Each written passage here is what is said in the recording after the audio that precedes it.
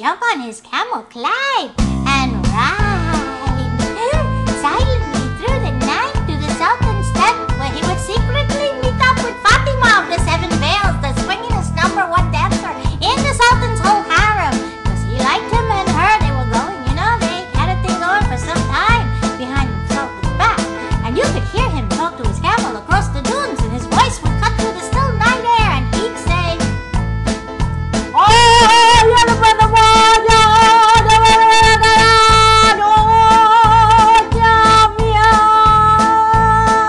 which is Arabic for "whoa, babies." And Clyde would say,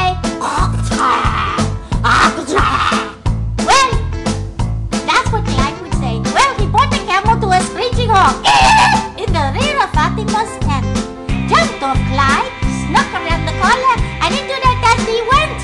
There he saw Fatima laying on a zebra skin rug, rings on her fingers and bells on her toes.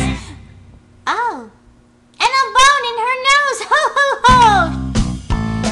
There she was, friends and neighbors, laying there in all her radiant beauty, eating raisin and grape and apricot and pomegranate and a bowl of chitlings, 2 bananas, 3 Hershey bars, and sipping on an RC Coca-Cola, listening to a transistor radio, listening to the Grand Ole Opera, and read Maggie magazine while she sang, "Does your chewing gum stink anyway?"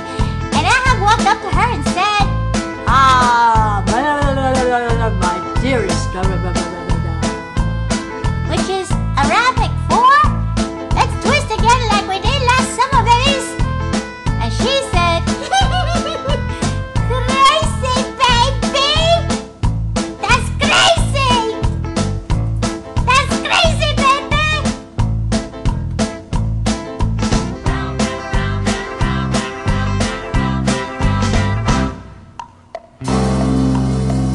All of a sudden, the Sultan walked in, and Ahab knew that this was the end of him and Fatima.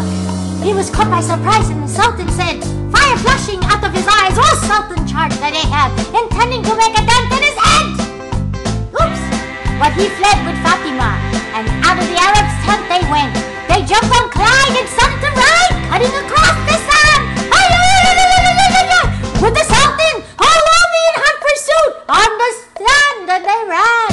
Well, to make a long story short, they got away, because there wasn't no animal alive that could keep up with Clyde once he got started, because he was the swiftest steed of the whole desert, babies. And they made it across the border where Ahab hopped all his rubies and emeralds, and they bought him a swinging little split-level pad and lived happily ever after.